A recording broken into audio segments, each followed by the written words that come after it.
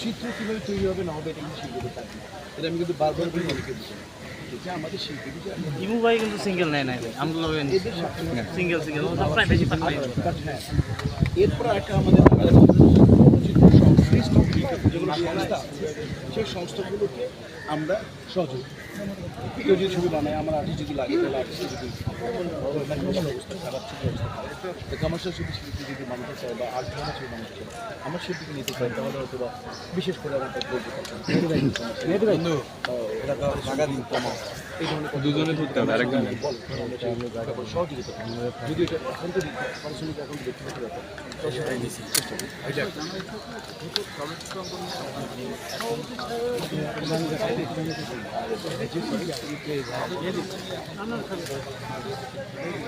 হ্যাঁ আমরা আপনারা ছবি বানান কিন্তু কমার্শিয়াল ছবি বানাতে হবে এবং বিভিন্ন চ্যানেলে বিভিন্ন চ্যানেল বিভিন্ন মোটামুটি বেশি ধরনের শিল্পীদের গণমাধ্যমে আমি চেষ্টা করব এই শিল্পীদের কাজের জায়গা প্রসারিত করা। যেহেতু শিল্পী সমিতি নির্বাচন হয়ে গেল চলচ্চিত্র নিয়ে অপরাধ কিন্তু আসলে শিল্পী সমিতিকে মাঝে মধ্যে দেখা গিয়েছে এই বিষয়টা হওয়ার সম্ভাবনা আছে আমাদের সাথে আমরা আগে নির্বাচন করলাম আর শুধু কোন দল ছিল নিপুণ এসে আমাদেরকে মনে পড়িয়েছে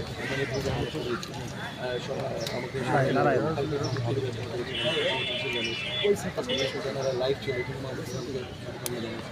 তো আমাদের তো কোন ভূমিকা এবং আমরা কমপক্ষে শেষ করার জন্যই এই নির্বাচনে এটাও একটা বিরাট পয়েন্ট ছিল যে কোন দল থাকবে না জিনিস নির্বাচন তো হয়ে গেল আমরা কি হিসাবে কি এমনি সিনেমায় কি আমার তো মানে এই যে আজকেও আসে যে কালকে আমি একটা ছবি সাইন করবো আমি এবং আমার একটা ছবি দুটো ছবি ডাবিং বাকি আছে এই যে ডার্ক ওয়ার্ল্ড এবং আলির ছবি কিন্তু গলার অবস্থা খুব খারাপ ভালো হলে প্রথমে দুটো করবো তারপর আমাকে কিছু শুটিং করে যেতে হবে। মিশা ভাই আরেকটা বিষয় হচ্ছে যে বিগত দিনের কমিটিগুলো নিয়ে নানা কথাবার্তা আছে এবারেও কিন্তু অনেকে রসিকতা করে বলছেন যে দুজন ভিলেনের হাতে এসেছে নেতৃত্ব আসলে এই কথাগুলো আপনারা আপনাদের কাজ দিয়ে আসলে নায়ক সাজতে পারবেন কিনা বা নায়ক হতে পারবেন কিনা? তোমার ধারণা নায়করা ভালো কাজ করে না বিষয়টা এরকম না মানুষ রসিকতা করে বলছে নায়কের মতো নায়ক নিয়ে বাংলাদেশের নায়কদের নিয়েই তো তুমি তোমরা ওটা বাদ দিয়ে সেটা হচ্ছে যে হ্যাঁ মানে আমরা দুজন মানুষের কর্মকাণ্ড দিয়ে মানুষকে বিচার করা বিপুল সাহেব কিন্তু প্রায় 30-35 বছর যাব আমি প্রায় 30-35 বছর কাজ করছি তো আশা করি মনে করো এত শক্তিশালী মানে কী বলবো এত শক্তিশালী প্রেসিডেন্ট সেক্রেটারির আগে আসেনি তো আশা করি সবচেয়ে ভালো কাজ হবে ভাইয়া নিজের বিগত 2 বছর না এর আগে যেভাবে কাজ করেছিলাম না তার থেকে ভালো কাজ করতে আমি চেষ্টা করি। দীপজল ভাই কিছুক্ষণ আগেই ঘোষণা দিয়েছেন যে তিনি 50 জেলাতে সিনেমা হল বানাবেন নিজ উদ্যোগে চেষ্টা করবেন যে উনি চেষ্টা করবেন এবং ঘোষণা দিয়েছেন চেষ্টা করবেন।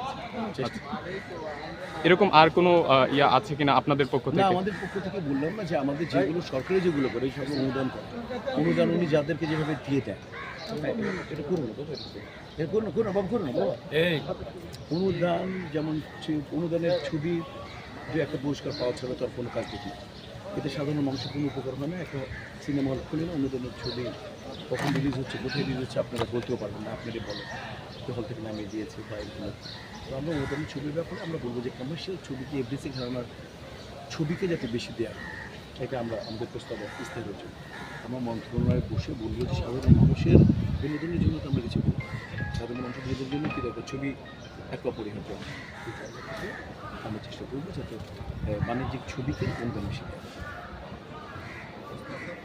সব কিছুই তো আসলে ডিপজল ভাই হাত থেকে সবাই বলে যে সব কিছুই ডিপজল ভাই করবে আপনি মানুষের জন্য কী করবেন? মানে আমি তো মন্ত্রণালয়ের কথা বললাম আমি যা বললাম এটা সব ইসের কথা বললাম যে যেটা মন্ত্রণালয়ের কথা বললাম যেটা আমার পক্ষে সম্ভব সেটা বললাম ব্যক্তিগত কী করলো সেটা তো আলাদা ব্যাপার ব্যক্তিগত করাটা সেটা আলাদা ব্যাপার তো উনি ভালো বানাবেন ওনার জন্য, বা তুমি ভালো বানাবে তোমার জন্য। চলচ্চিত্র কল্যাণে যেটা করবে সেটা পরিশোধ করবে, এটা মিশা দ্বিতীয় পরিশোধ করবে। সেই জন্য ব্যক্তিগত আমি তো কিছু করতে পারি না। আমি ব্যক্তিগত উদ্যোগ নিয়ে আমি এখন পজিশনে আসছি, আমি এখন আমার দায়িত্ব পেয়েছি, দায়িত্ব আমাকে কী কী করাবে সেটা আমার দেখে না। আর ব্যক্তিগত করাটা তো আমি আলাদা। তুমি একটা শার্ট কিনবে, তুমি দ্বিতীয় সাহেব একটা শার্ট কেনার ব্যক্তিগতভাবে সামর্থ্য আছে মনে করো 5,000, আমি খেটে খাওয়া মানুষের প্রতিনিধি, আমি একটা 600 টাকা দামে আমি ভ্যানের গেঞ্জি পরলাম, বা আমি একটা মোচকের গেঞ্জি পরলাম, সেটা আমার যোগ্যতা, সেটা যার যার ব্যাপার। কিন্তু মূল বিষয়টা হচ্ছে যে ক্যাবিনেট করবে, ব্যক্তিগত ব্যাপার, ব্যক্তিগত তো সেটা হচ্ছে সে হল করবে, ব্যক্তিগত সে কী করবে এটা আলাদা। আমি এবং সে ক্যাবিনেট মিলে আমরা কী করবো সেটা আমাদের ব্যাপার। যে কোনো কারণ বুঝতে পেরেছো নাকি? যে তুমি কী করবে, তুমি কোন চ্যানেলে কাজ করবে, হ্যাঁ তুমি ফিল্মের জন্য কী কাজ করবে? আপনাদের জন্য কাজ করবো, আপনার ভালো কাজ করলে ভালো কাজ দেখাবো, আর খারাপ কাজ করলে খারাপ দেখাবো। মানে তোর অন্য কাজ হচ্ছে তোমার কাজ করবো, আপনি আমাদের চলচ্চিত্রের কোনো কাজ করতেছি না, মানে আমাদের চলচ্চিত্রের জন্য কি শিল্পী সমিতির পক্ষে কী কাজ করবে? আপনার যদি ভালো কিছু অনুদান দিতে পারবা? আমরা কেন দিব না? আপনার অনুদান নিবা? মানে অনুদান নিবা? ভাইয়া আপনারা কি 19 সংগঠনের সাথে বুঝবেন কিনা যে অবশ্যই। শিল্পীদের যে ঝামেলাগুলো আছে, বিশেষ করে যে সিনেমা প্রতি মাসে না, কোন শিল্পীর সাথে কোন সিনেমা আমি বুঝি না, কোন শিল্পীর সাথে কোন না মানে আপনি 19 সংগঠনের সাথে বুঝবেন কিনা যে অবশ্যই। সিনেমা যেন প্রতি মাসে রিলিজ হয় এবং না মানে না রিলিজ হয়, এগুলো প্রডিউসার সেশনস থেকে আর করা হয়, এগুলো আমার এগুলোর মধ্যে আপনাদের চাহিদা থাকবে। আমরা শুধুমাত্র চলচ্চিত্র যে একেবারে মানে কম হচ্ছে সেই জায়গায় অনুসংগঠনের সাথে যদি বসলে এবং বিগত দিনে প্রডিউসার ডিরেক্টরদের সাথে বসলে যদি করা যায়, আমরা আমাদের শিল্পীদের পক্ষ থেকে যে কাজ করা যায় একটা ছবি বানাতে হবে সেটা চেষ্টা করবো। অবশ্যই অনুসংগঠনের সাথে বসবো, আমাদের মধ্যে থেকে ইনভেস্ট আমরা তো শিল্পী সমিতির কাজ হচ্ছে শিল্পীদের স্বার্থ সংগঠন করা, চলচ্চিত্রের স্বার্থ সংগঠন করা না। শিল্পীদের স্বার্থ সংগঠন এই শিল্পী সমিতির কাজ। আরেকটা কাজ হচ্ছে শিল্পী চলচ্চিত্র সংশ্লিষ্ট যেগুলো সংস্থাগুলো আছে, এগুলোর মধ্যে কারোর সাথে কারো যদি কোনো রকম প্রবলেম সেটাকে সমাধান করে ওই ছবিকে বা ওই প্রজেক্টে গতিশীল করে, এটা কাজ। শিল্পী সমিতি হচ্ছে একটা আউটলেট বা দোকান, ইজি ভাষা বোঝে, কারখানা নয়। কিন্তু তোমরা বলো শিল্পী, তোমাদের সবারই বিরাট ভুল একটা, শিল্পী সমিতি একটা ছবি বানাবে, শিল্পী সমিতি ছবি উন্নয়নে করবে, এটা আমাদের কাজ। এটা কাজ হলো স্টেক হোল্ডার, যারা ছবি বানায়, যারা দেশের ছবি হল মালিকদের কাজ। এটা ছবি হচ্ছে যারা পরিবেশ তাদের কাজ, যারা ব্যবসা করবে। আমরা তো অভিনেতা ভাই, আমরা অভিনয় করি। শিল্পী সমিতির কাজ হচ্ছে শিল্পী সঠিকভাবে অভিনয় করতে পারতেছে কিনা, স্কেজুল অনুযায়ী সে সময় দিচ্ছে না, সেই ক্লিয়ার। কেন তুমি কিছু করবো না, তোমার কোনো কাজ নেই না, আমার পুরোই লাগবে আমার প্রচার করার জন্য।